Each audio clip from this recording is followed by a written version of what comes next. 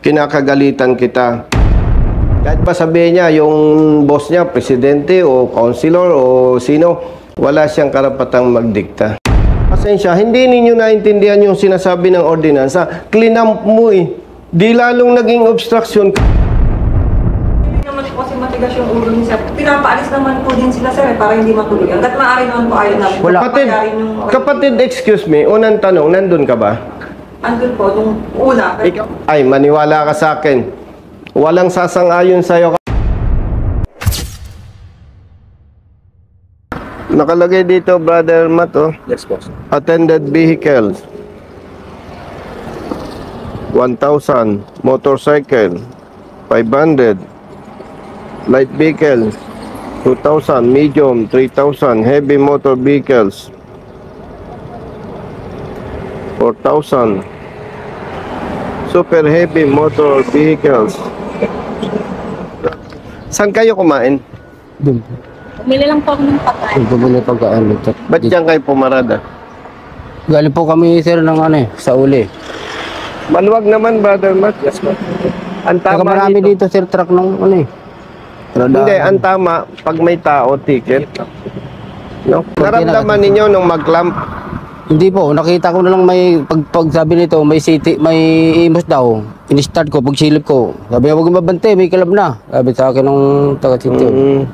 Kaya pinatay ko na lang po ang truck. Nasaan ba ang boss nyo?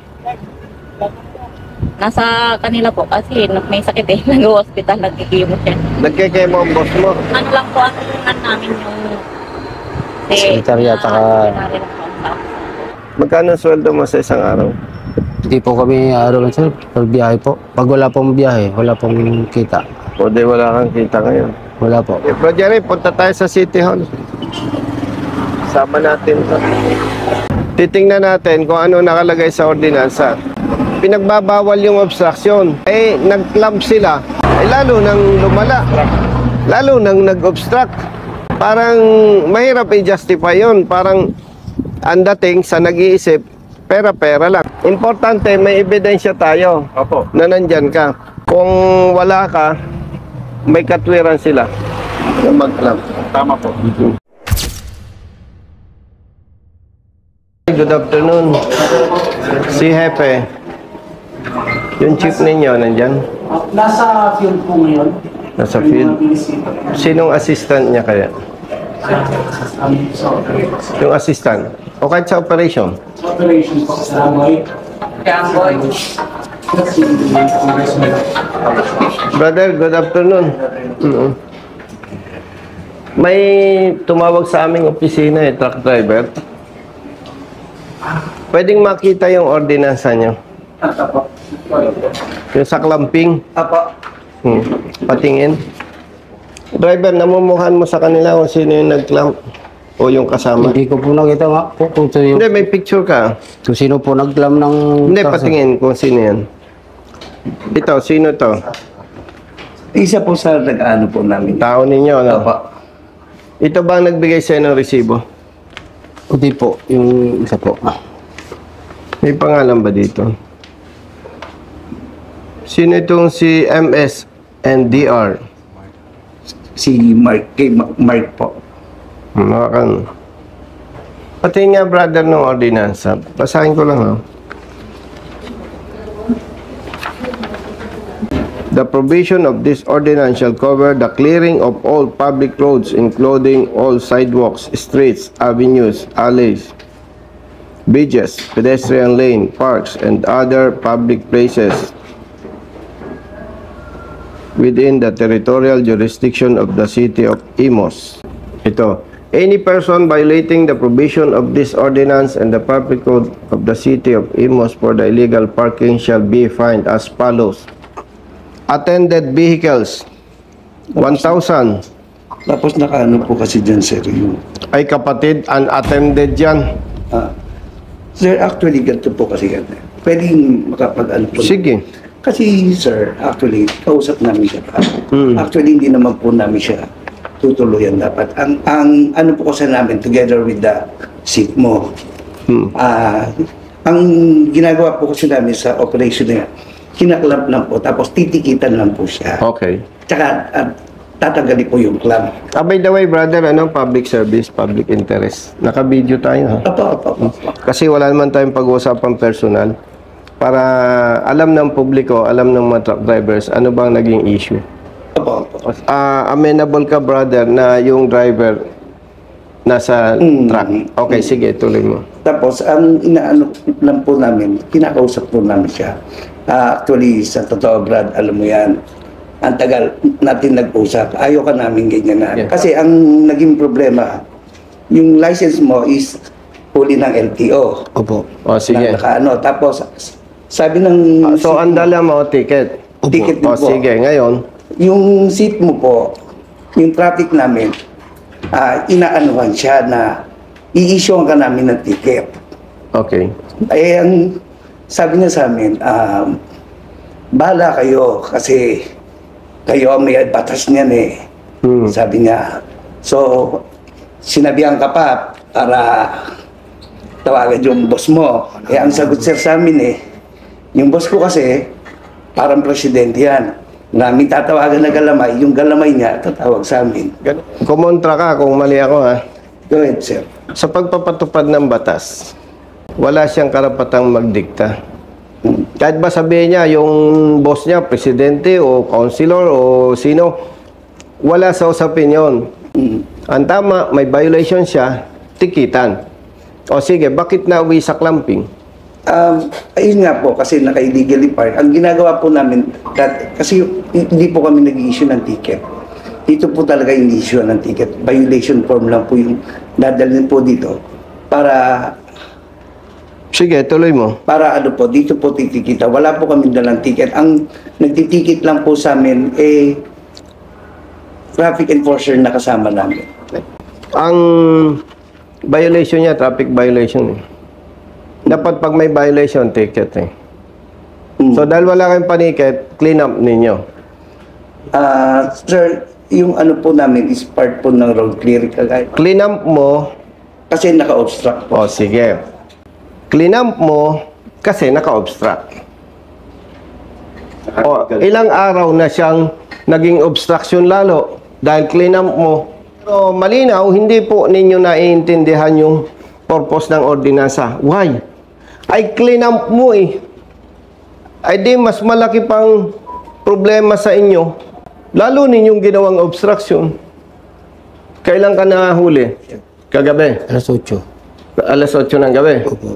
O di ang nangyari, pinalala mo yung obstruction, tapos may kurbada doon. Pag may na-aksidente, baka sisisihin pa natin siya. Samantalang kapatid, kung naiintindihan natin yung ordinansa, sabi dito, kapag attended, ang mumultahan niya, 1,000 pesos. Ang tama nito, sundin nyo yung pagpapatupad base sa idinidikta ng ordinansa. Sa madaling salita, pasensya, hindi ninyo naintindihan yung sinasabi ng ordinansa. Clean up mo eh. Di lalong naging obstruction kagabi hanggang ngayon. Alam mo, ang problema talaga kapatid, marami tayong kasama, hindi ginagamit ang isip eh. Napag-alaman ko, yung boss niya pala, nagdadialysis eh. May malubhang sakit eh.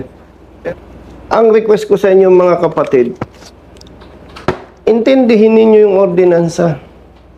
O, baka hindi nyo alam. Pag hindi nag-settle ang driver, pwede kayong mag-report sa LTO. Alarmado siya. Ibig sabihin, sa ayaw at sa gusto niya, mapipilitan siyang mag-settle ng 1,000. Eh kasi kapatid, hindi naman kaya kita sinasabihan eh. Kinakagalitan kita. Nakakaawa yung mga motoristang nabibiktima eh. Ba't nyo kailangan kausapin ng boss niya? Para baka mag-o-offer? O akong sa taong bayan, yun ang iisipin. Sir, O sige, bakit gusto mong makausap yung boss? Sir, hindi po ako nagsabi na gusto ko makausap. Hindi, bakit kailangan tawagan pa niya ang boss?